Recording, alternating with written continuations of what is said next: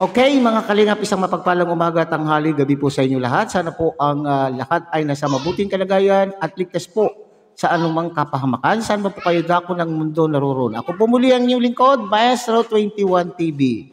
At sa ating video ngayong araw na ito, tayo po ay magbibigay na muli ng panibagong reaction po tungkol po sa naging desisyon at naging pahayag po ni Kalampitos na siya po ay aalis na po bilang isang member ng Kalingap Boys ni Kalingap Rab. Okay? So ano kaya ang desisyon na ito? Ito ay katotohanan or sinasabi niyan ay prank lamang po ni Kalampitos. Okay?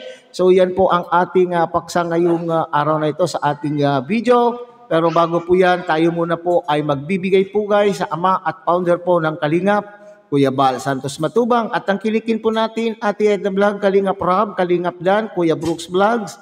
At siyempre, kung bagong dating lang po kayo, bagong silip lang po kayo sa ating munting channel, sana po ay inyo rin pong tangkilikin sa pamamagitan po ng pag-like, share, and subscribe. At tuloy, pindutin na rin po ang notification bell.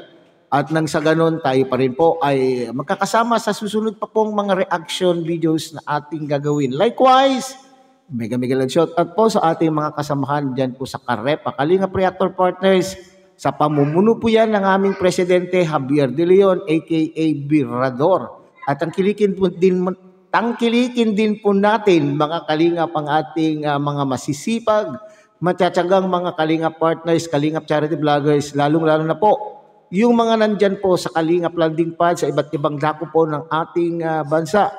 At ganoon din po sa inyong mga Kalingap subscribers, solid supporters, and organic sponsors.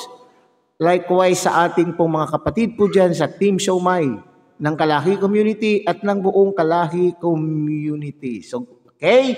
So, bago po natin ipagpatuloy ang ating pagbibigay po ng reaksyon, ay panuurin po natin muna ang isang maikling video clip po na ating pong nakuha po kay sa vlog po ni Kalampitos, at ito nga po ay tungkol po sa kanya pong pag-alis bilang isang member po ng Kalingap Boys. Okay? So, panurin po natin mga Kalingap. Ano balita? Ayun. Parang hirap sabihin pero Masih ka? ha? Masih? Hindi.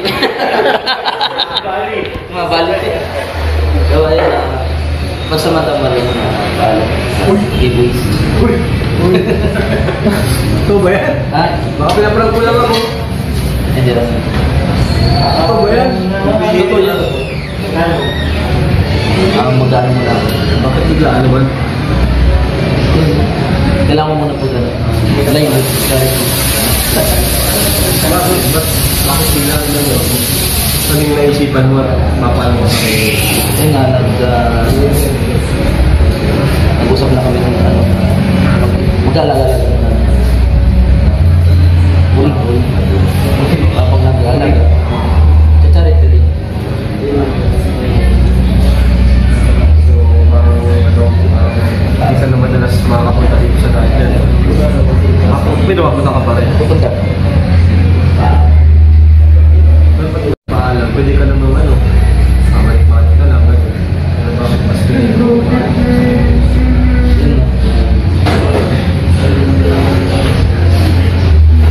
Para kasi yung tawag dito.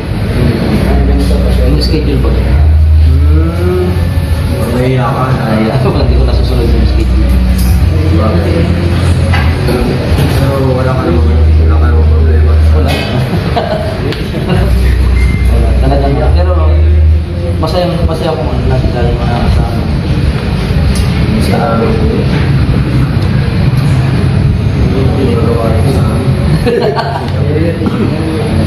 Wala mong bahala ko.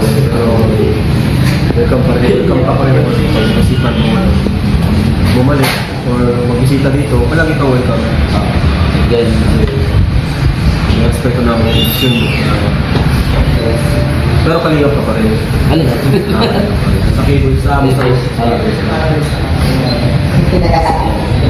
Maraming salamat. Ilang taon na rin.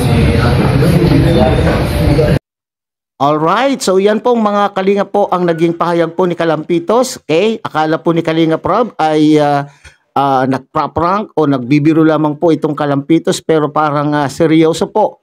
So sa sinasabi po ni Kalampitos mga Kalingap ay yung sinabi po niyang rason ay nahihiya po siya kay Kalinga Prab. Okay?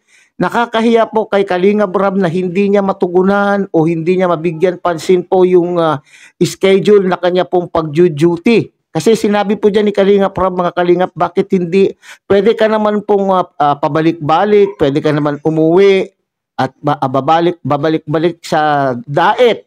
Pero minabuti siguro po ni Kalampitos, mga Kalingap, na doon na lang po sa kanyang lugar, ipagpatuloy po ang paglingap sa kanila pong mga kababayan. Kasi nga sabi po nga niya, nahihiya siya na hindi niya matugunan o mabigyan ng pansin yung schedule po na ibinigay po sa mga Kalinga boys na kinakailangan sila po ay sasama. Kay mabuti pa po itong si Kalampitos, mga Kalinga. Ano po? Mabuti pa po itong si Kalampitos ay naisip po niya naisip po niya ito, o kaya naman po masasabi po natin na hindi makapal ang mukha po ni Kalampitos, mga Kalingap. Okay? Bakit ko po nasasabi, mga Kalingap? Siyempre, may hiya po siya. Instead na po siya ay parating pasabit-sabit po dyan sa Kalingap Boys upang magkaroon po ng malaking views, pero hindi po niya yun ginawa. Okay? So, kaya po sinasabing may hiya po siya. Paano kaya yung iba, mga Kalingap? Yung mga iba po natin kaya.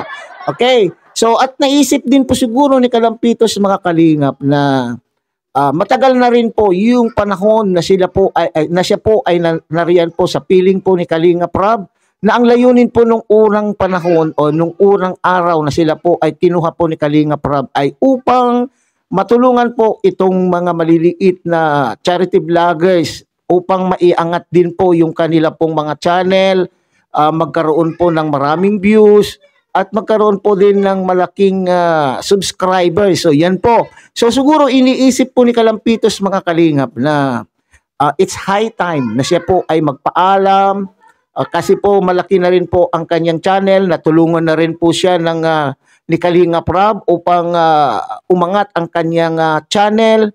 It's high time naman siguro na ibang Kalingap partner, ibang Kalingap charity vlogger ang matutulungan. So may kusa po, mga Kalingap, itong si Kalampitos.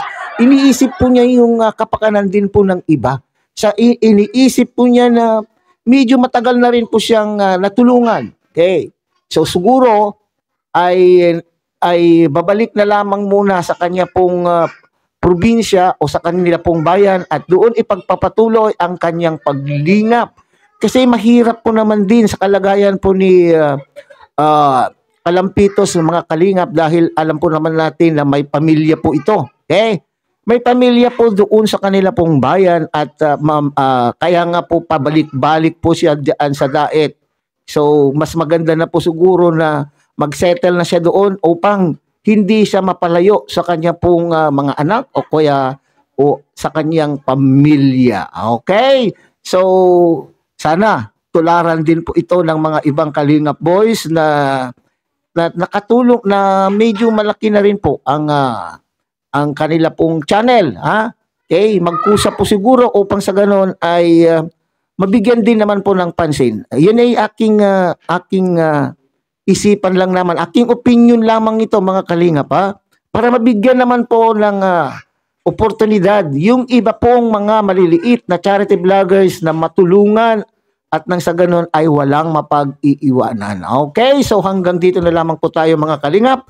Muli tangkilikin po natin Kuya Bal Santos Matubang, Ate Edna Vlog, Kalinga Prab, Kalinga Dan, Kuya Brooks Vlogs. At syempre, pinapakiusapan po kayo ng inyo pong lingkod, mga Kalingap, na sana po ay inyo rin pong tangkilikin ang munting channel na ito sa pamamagitan po ng pag-like, share, and subscribe, at tuloy pindutin na rin po ang notification bell, at nang sa ganon, tayo pa rin po ay magsama-sama sa susunod pa pong mga reaction videos na ating gagawin.